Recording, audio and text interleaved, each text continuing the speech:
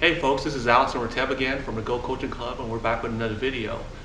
We often get a lot of questions, and one of the most common questions that we get asked from beginners and advanced investors is, how do we actually get leads from motivated sellers? So in this video, we want to share with you guys some of the most common methods that we use that has served us really, really well in our investing career. So, Um, I would I would do only three things and do three things very well to generate leads.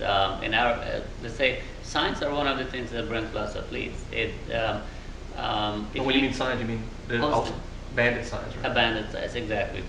So when you post signs, I would definitely outsource that. I would find someone who, in our case, I have always used pizza delivery guys for from Pizza Hut, Papa John's, or those guys. You just go and talk to them, let them know what you want to do, and what you really want to do is give them the signs and the stands, and let them post it for you. Or if the county is really hard on signs and things like that, post them on Friday afternoons and let them pick it back up on Sunday nights. That's what we do. So you're not really going to mess up the county, and your signs are going to be picked back up by the same guy who know where to post them to begin with. So you train one person, let them post around 30 to 40 signs or 50 signs a weekend, and then pick them back up on Sundays, and then they can reuse them for you the next week anyways. Okay, so let's just say that we want to pay somebody to do this, because again, remember what we said, you definitely don't want to be doing this yourself, because it's not an activity that pays enough money, so you definitely want to pay somebody else to do this. I can tell you by experience, my wife and I did it ourselves at the beginning, and by the end of the day, we were fighting over some stupid reasons. So please do not do that. If you want to keep your marriage life good, do not do that with your spouse. Just let someone else do it, and it's very cheap. It's not very time consuming. And it's gonna take, you pay only $1 to $1.50 per sign when you're posting it, and about $1 to pick them back up. So it's not gonna be very costly, and you really don't have to spend any time on it. Okay. And how much would an investor expect to pay for a sign? Because I know the price has gone up because they're petroleum-based products. So. Right. The signs, if you can find the right sign guy, you can definitely get anywhere between $1.50 to $2 per sign. You can print them, but you always print them 100 or more at a time, because the less you print, the more expensive it is going to be. Right. So we don't recommend you go out to one of those sign shops that custom build the signs, and they're actually going to charge you about $20, $30 for one of those Yeah, signs, definitely. right? Yeah. Yeah. So we actually have a very good sign resource that we've actually been using for a very long time here. So signs is one of them. And these things, when you do it properly, I mean, you can put them up on a Friday afternoon, and by Friday night or even Saturday morning, you'll already be getting incoming calls. So Yep. they happen very, very fast.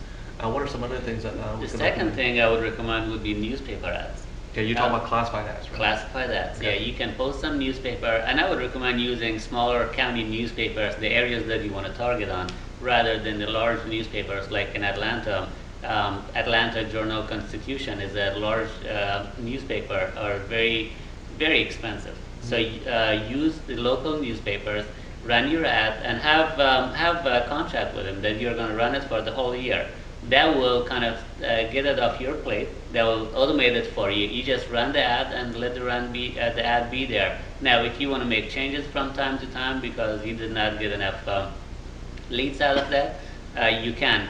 But again, once you post the ad on the newspaper, that's going to be there, and you'll definitely get lots of calls. And here's one thing people do: they run the ad only on weekends and not on weekdays. That's a big mistake, and you should not do that. Just let it be there for 7 days a week.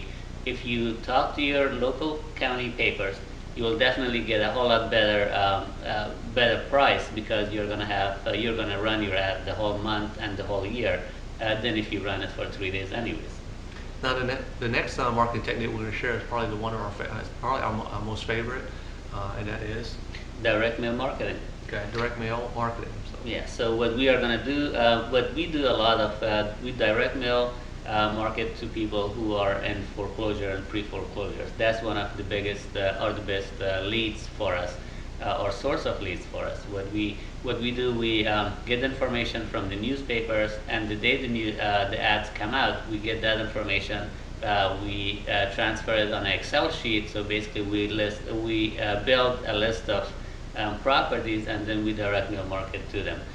We usually send 3 to 4 per month, and in Georgia, the foreclosure market, the foreclosure is really fast. So within 21 business days, the houses, as soon as they are published on a newspaper, after 21 business days, they are going on sheriff sale on the courthouse steps. So we send them 4 letters within that 21 business days, and we get lots of leads out of that alone. Okay. So the direct mail that we're talking about, for those of you not familiar with the term, these are the letters or the postcards you get in the mail. Now in our case, what we do is we actually prefer using the letter because we find it actually has a higher response. Now we take it further and actually personalize it a lot more. What we do is we actually use live stamps, and then we actually hand address the address of the person that we're sending the letter to. Now when I say we, I don't mean Ted or myself personally doing it.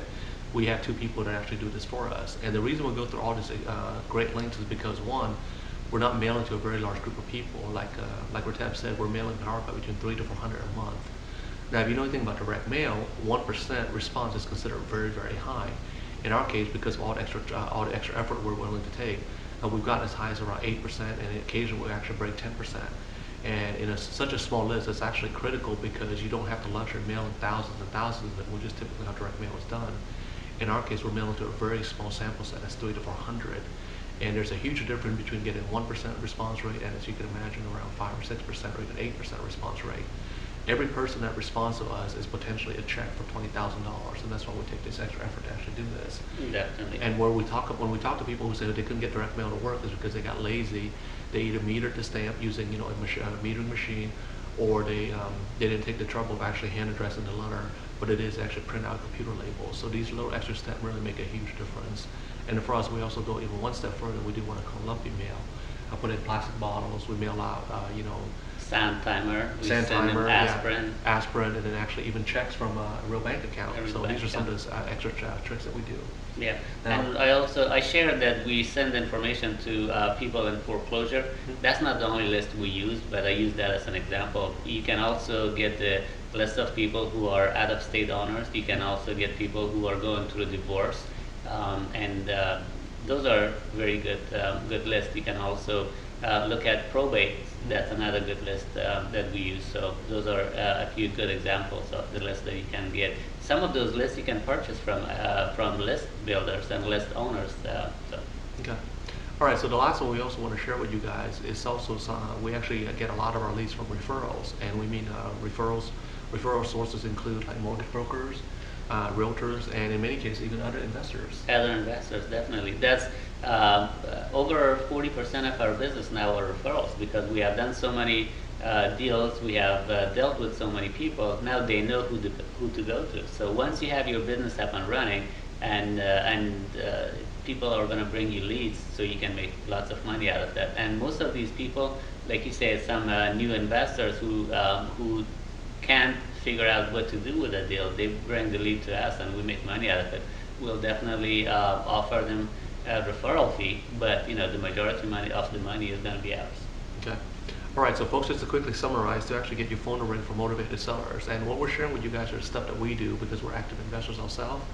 So definitely use signs, and again, do not actually do this yourself. Pay somebody to do it, and it costs about $1.50 to have them planted, and about another $1 to actually have them taken down.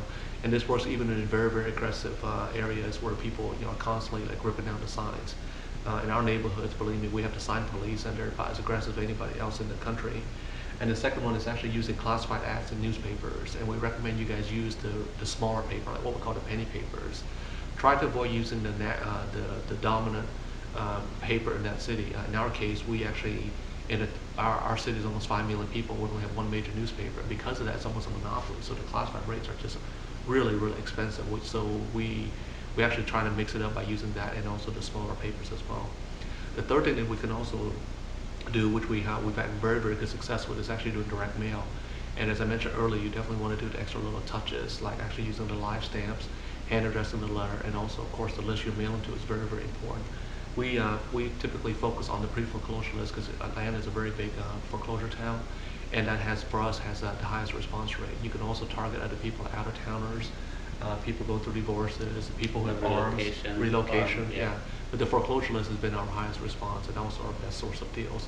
And the last one is the referrals, talking to mortgage brokers, talking to realtors, and either other investors. A lot of time, an investor may already have too many deals on their plate, or they don't know how to do a particular deal that's across the desk. And that's one of the reasons why we get a lot of leads, because we know all the different angles to actually structure the deal.